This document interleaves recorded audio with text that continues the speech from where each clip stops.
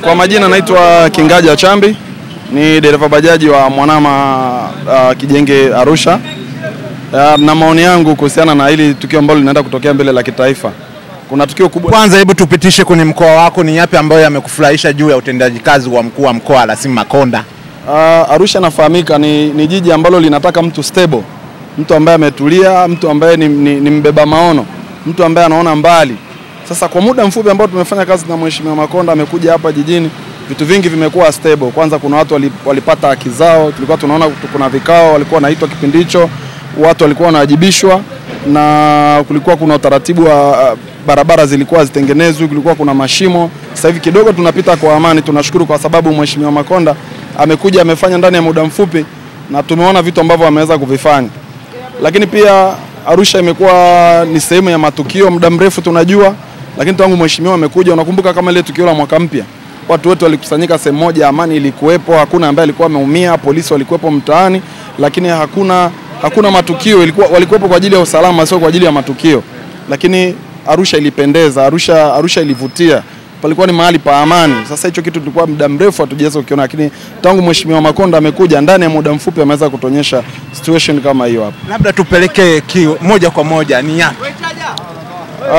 Kwa maana ya kwamba mambo aliyofanya, moja hapo kwanza ameweza kutuunganisha Arusha tukawa wamoja katika matukio ambayo siku ile, unajua ni mara chache kutokea mkuu wa mkoa akashare vile ambavyo anavyo, tukakaa pamoja kama yeye na mwananchi. Hizo zinakuwa ni ngazi mbili tofauti, kutoka mwananchi wa chini mpaka kufikia kwa mkuu wa mkoa, kuweza kukaa na watu pamoja.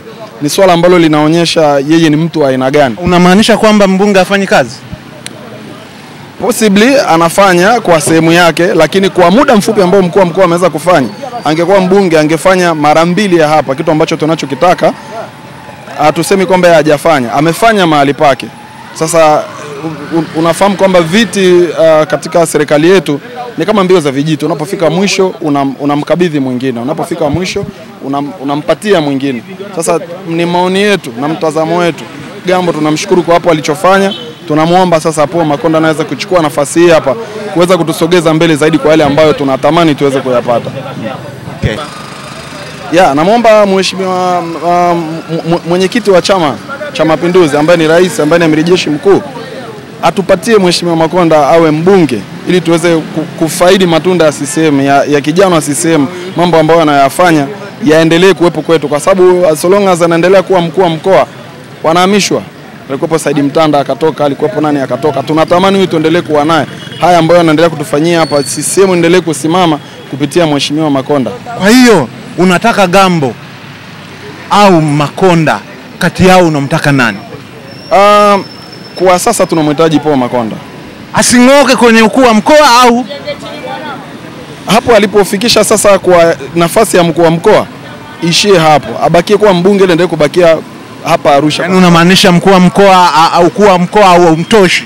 Ukuu wa mkoa mtoshi, kwa sababu muda wote anaweza akahama. Sasa unaweza ukaanzisha project au unaweza ukaanzisha utaratibu ukafika nusu ya njia alafu ukahama. Anayekuja hata malizia, hata beba maono. Kumbuka nimekwambia ni mbeba maono. Kwa hiyo kwa kiasi ambacho mbeba maono tunaona hapa, hiyo maono aliyoanzisha, tunaomba aendelee kubaki hapa. Kutoka kwa mkoa sasa apewe ubunge, aendelee kubaki hapa Arusha mjini, tuendelee kufaidi zile ilani za Chama cha Mapinduzi na ziendelee kufanyiwa kazi Arusha mjini. Asante.